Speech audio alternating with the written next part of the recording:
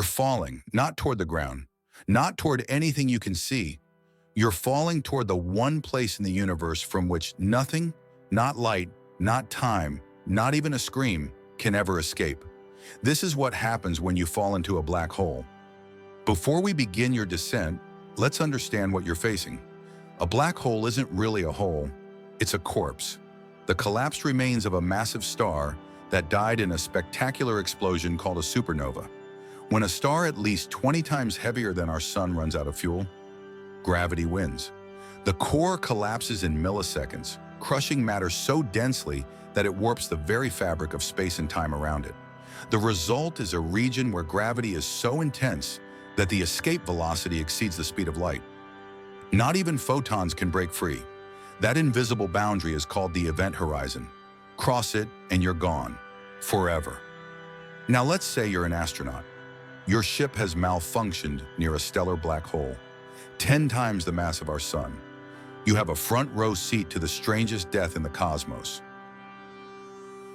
As you drift closer, the first thing you notice isn't the black hole itself, it's everything around it. Light from distant stars bends around the black hole's immense gravity, creating a glowing ring called an Einstein ring. The universe literally warps before your eyes. But here's where things get strange. To a distant observer watching through a telescope, you would appear to slow down. Your movements would become sluggish. Your voice would stretch into a deep, incomprehensible groan. As you approach the event horizon, you would seem to freeze, a statue suspended at the edge of oblivion. Eventually, your image would redshift into invisibility, fading from the universe like a ghost. But from your perspective, everything feels normal. You check your watch. Time passes as it always has. You're not slowing down at all. This is Einstein's relativity in its most extreme form. Time isn't absolute. Near a black hole, it becomes personal. Now you're close enough to see the accretion disk, a swirling maelstrom of superheated gas spiraling inward at nearly the speed of light. Its temperature reaches millions of degrees. It's one of the brightest objects in the universe, and you're heading straight into it. Now comes the part you've probably heard of. Scientists have a darkly poetic name for it: spaghettification. It sounds almost funny. It's not. Here's what's happening to your body. Gravity follows an inverse square law. It weakens with distance. Inside a black hole, this creates an extreme gradient. If you're falling feet first, the gravity at your feet is significantly stronger than at your head. This difference stretches you. Your body elongates. Your spine extends. Your cells begin to separate. At the same time, gravity is pulling you inward from all sides, compressing you horizontally. So you're being stretched vertically while being squeezed horizontally, like toothpaste through a tube, like a strand of spaghetti. For a stellar black hole, the kind we've been describing, this happens before you even cross the event horizon. Death would come in a fraction of a second. But here's a bizarre twist. If you fell into a supermassive black hole, the kind at the center of galaxies, millions or billions of times the mass of the sun, you might survive the crossing. The event horizon is so far from the singularity that the tidal forces at the boundary are surprisingly gentle. You could float past in relative comfort. Of course, you'd still die eventually. Just later, with more time to contemplate your fate, let's assume you're falling into a supermassive black hole. You've crossed the horizon, you're still alive, for now. As you approach the singularity, something extraordinary happens. Physics breaks. Everything we know about the universe, every equation, every theory, fails. Einstein's general relativity, which has perfectly described gravity for over a century, produces infinities. Impossible answers, nonsense. The singularity is a point of zero volume and infinite density. Every bit of matter that ever fell into this black hole, including you, is compressed into a space smaller than an atom, smaller than a quark. Mathematically, it has no size at all. What does that even mean? Honestly, we don't know.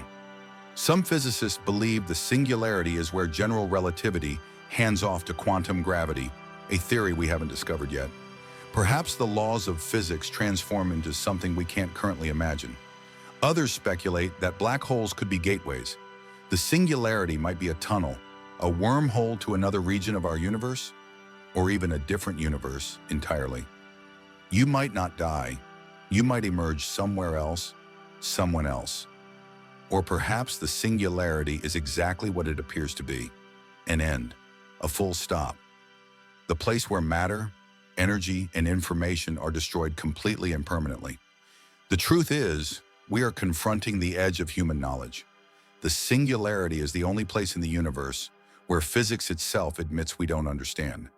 And you're about to become part of that mystery. But here's the final twist, the one that will haunt you. According to some interpretations of physics, you might experience both fates simultaneously. From your perspective, you crossed the event horizon, fell toward the singularity, and were destroyed or transformed in the heart of the black hole. But from an outside observer's perspective, you never actually crossed. Remember, they see you freeze at the event horizon, redshift to invisibility, and fade away. To them, you're still there, encoded as information on the surface of the black hole. This is called the holographic principle. It suggests that everything that falls into a black hole is somehow recorded on its two-dimensional boundary, like a cosmic hard drive. And here's the strangest part. Both perspectives might be equally valid. Both versions of you might be equally real. You died at the singularity, and you're preserved on the horizon, simultaneously, forever. Stephen Hawking added another layer to this mystery. Black holes aren't truly eternal. They slowly evaporate through a process called Hawking radiation, leaking particles over trillions upon trillions of years until nothing remains. When the black hole finally evaporates completely, what happens to you?